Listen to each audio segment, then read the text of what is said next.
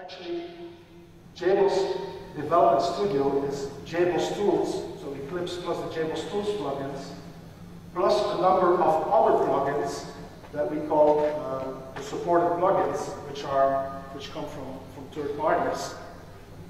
For example, to support Spring. Right? Spring is now the JBoss parts that are supported by JBoss Tools.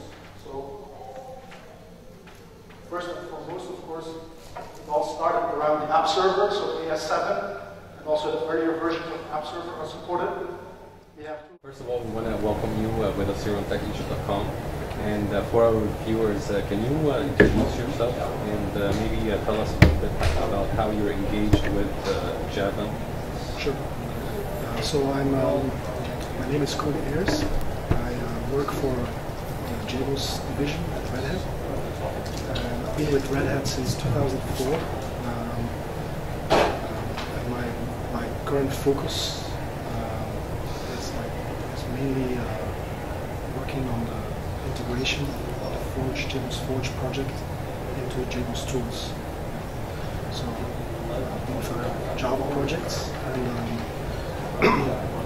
well, I've been doing Java development from before I joined JBoss actually. The main focus of Forge is actually to enable people, at this time I should say, to enable people to do Java development more easily. And that is also the focus of JBoss Tools. So as a matter of fact, those two tools kind of live in symbiosis with each other. Okay.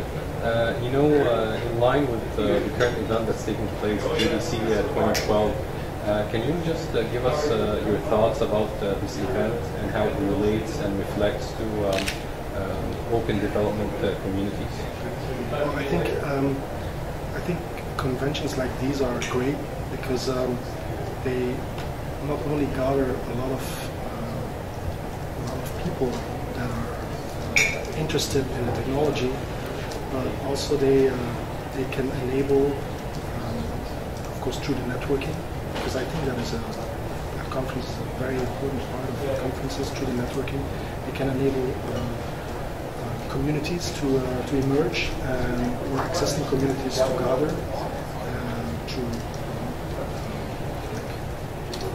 side sessions probably, or informal gatherings. And in the world of open source, this is very important because open source lives by the grace of communities. If there wouldn't be a community, the JBoss Forge nor the JBoss Tools project would exist. It would be just a commercial product. Okay, can you touch base a little bit with some details about the session that you currently held at JDC?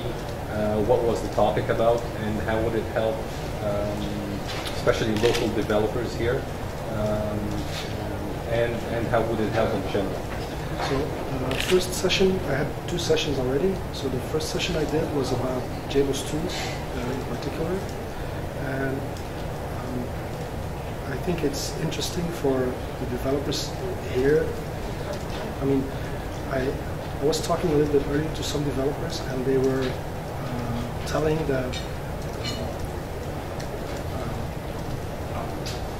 the Eclipse project, and by extension the JBoss Tools project, is not so much present here in this area of Egypt. I don't know about the rest of Africa or the Middle East, but so it's kind of interesting to promote ourselves as a provider of technology that enables developers to get the job done easily and to roll into Java and Java development very easily. And I think the second talk that I did was about JBoss Forge and Archillium, and how these two projects, these two pieces of technology enable are like the missing links in Java E development. So that talk should really help to make people more knowledgeable about how to create Java projects effectively, and how, especially how to test them effectively. Okay, well, it's great having you with us here on techegypt.com, and thank you very much for your time, and enjoy your stay here in Egypt with us. Thank you. Okay, thank you.